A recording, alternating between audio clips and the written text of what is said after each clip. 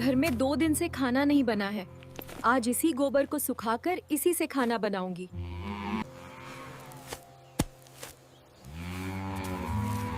बहू, ये गोबर क्यों उठा रही हैं? पागल हो गई हैं क्या? इस गोबर को छूकर हमारे घर को अशुद्ध करेगी क्या? माँ जी, घर में गैस खत्म हो गई है। छी! अब तू हमें गोबर की लकड़ी से बना खाना खिलाएगी? फेंक इस गोबर को, नहीं बनेगा कोई खाना। मैं अपनी बेटी को ऐसे भूखे नहीं देख सकती।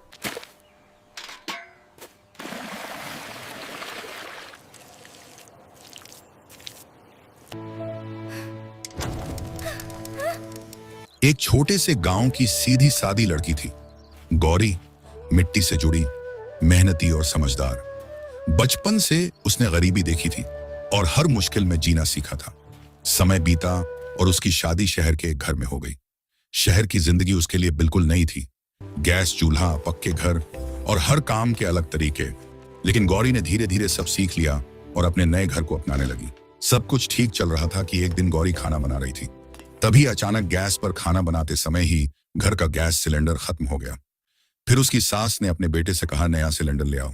बेटा, गैस खत्म हो गया है, जाओ गैस ले आओ। लेकिन उस दिन पूरे शहर में हड़ताल थी। कहीं भी गैस नहीं मिल रही थी। 1 दिन, 2 दिन, 3 दिन बीत गए। घर में खाना बनना बंद हो गया। सब लोग दुकान से ब्रेड, पकौड़े, चाय पीने खाने लगे और कभी कभी होटल से खाना खाते। लेकिन गैस सिलेंडर पूरे देश में खत्म होने की वजह से अब तो सारे होटल भी बंद होंगे। सब लोग परेशान होने लगे। गौरी चुपचाप सब देख रही थी। उसके मन में एक उपाय आया। उसे अपने गांव की याद आई, जहां जब लकड़ी या गैस नहीं होती थी तो औरतें गोबर के उपले बनाकर उन्हें सुखाकर चूल्हे में जलाकर खाना बनाती थी। उसने सोचा, जब वहां यह काम चलता है तो यहां क्यों नहीं। अगले ही दिन सुबह सुबह वह घर के पीछे बने तबेले में गई और गाय के गोबर को इकट्ठा करने लगी। उसने हाथों से उसे उठाया, गोल गोल उपले बनाकर दीवार पर चिपकाने लगी ताकि वो धूप में सूख जाए। उसके चेहरे पर मेहनत थी, लेकिन आंखों में उम्मीद। अब घर में खाना बन पाएगा। वह बिना किसी को बताए चुपचाप अपना काम करती रही। उसके हाथ गंदे थे, लेकिन इरादे साफ थे। धूप तेज थी, पसीना उसके चेहरे से बह रहा था, लेकिन वह रुकी नहीं। एक एक करके वह उपले बनाती गई, दीवार भरती गई, जैसे वह अपने घर की भूख मिटाने की दीवार खड़ी कर रही हो। उधर घर के अंदर सास बार बार बड़बड़ा रही थी, न जाने कब यह गैस आएगा। अब तो भूखे मरने की नौबत आ गई। गौरी ने दूर से यह सब सुना।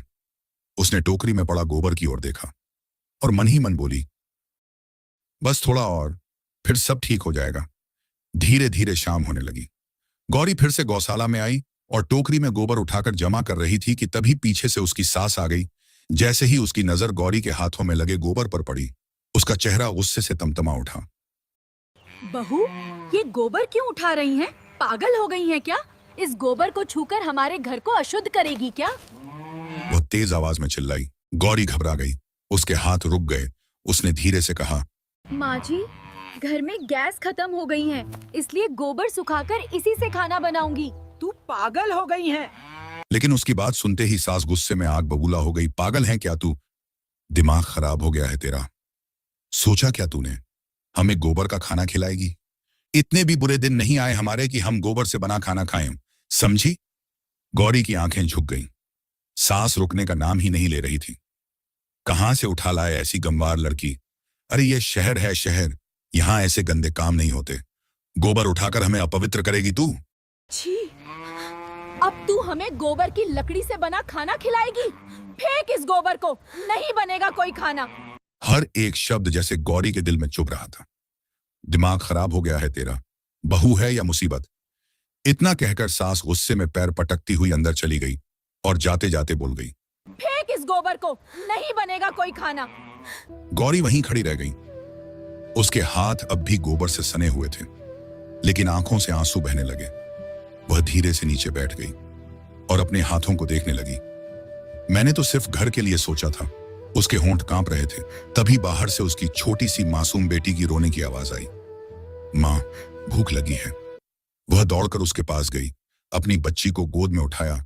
बच्ची भूख से लगा लिया, लेकिन उसके पास देने के लिए कुछ भी नहीं था। उसकी आंखों से आंसू लगातार गिर रहे थे। क्या करूं मैं? कैसे खिलाऊं अपनी बच्ची को? कुछ देर बाद वह चुपचाप उठी उसने